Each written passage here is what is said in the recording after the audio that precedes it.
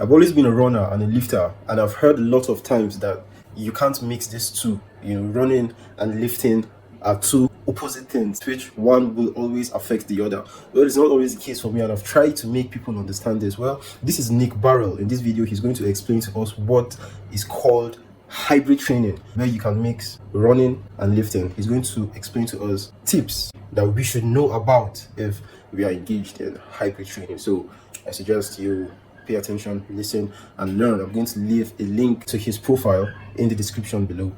So go and check him out and learn what he has to teach. Also, don't forget to like and subscribe this channel. Thank you and enjoy. Today we're seeing an evolution, a shift in people's health and performance desires. The benefits of cardiovascular exercise and strength training have become undeniable. If it was easy, everyone would do it. But what many miss regarding hybrid training is the community it provides. The tribe formed when you surround yourself with like-minded individuals who identify with the same lifestyle.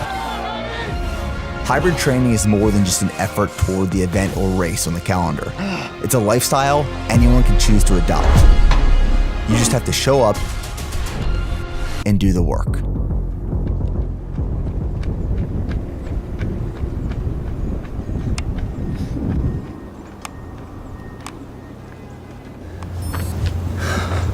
So now that we talked about what hybrid training is, I think it's important to talk about what it is not. It's not just the ability to deadlift a vehicle in the morning, run a marathon for lunch, and have an Ironman triathlon for dinner. That is not what it is. It is for and to achieve optimal health and performance outcomes. It also provides you the opportunity to push yourself beyond what you thought was physically possible, what you believed your potential was. It allows you to really dive deep and do something hard, which forges you mentally, emotionally, and physically.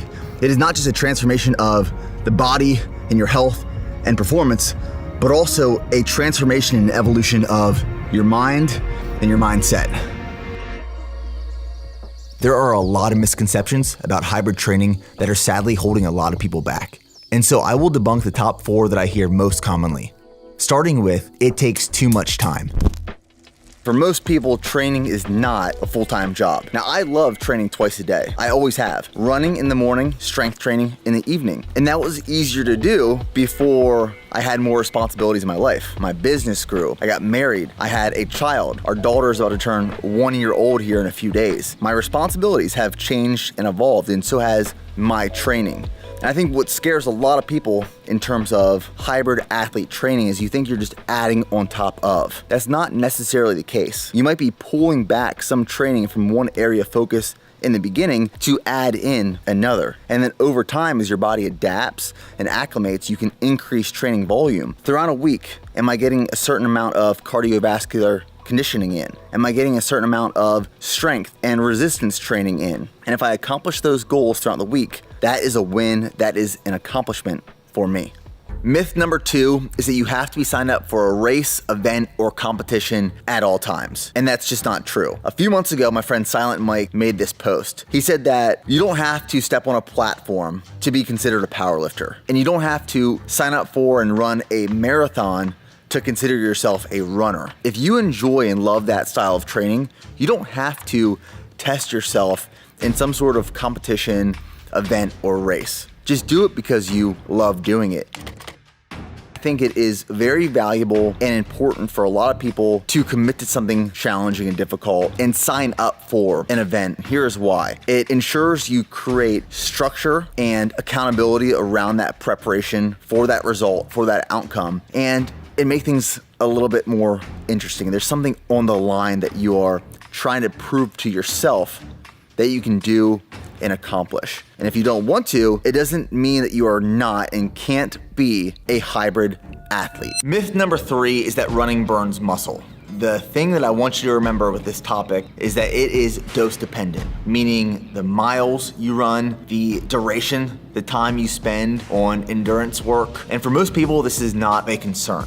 Even if you perform moderate amount of running or cardiovascular training, it's not going to burn or tap into lean muscle stores. But when training gets pretty significant, say you're training for a triathlon, an Ironman, an ultra, that's when you might start running into some issues with burning some lean muscle mass. But for most people, it is not a concern. Now, there is a caveat to that and something to keep in mind. If your diet isn't dialed in, if you're not fueling properly for your workouts, if you're not recovering well, this can affect building and maintaining lean muscle mass. Also, if you're an endurance athlete, you shift your focus from strength training to endurance training and you're not still incorporating strength training, yes, that will also negatively impact lean muscle. Now, myth number 4, strength training will hinder your running. So when you think running, you might instantly think of running a marathon or running an ultra marathon. And when you think of strength training, you instantly think of throwing 500 pounds on a barbell,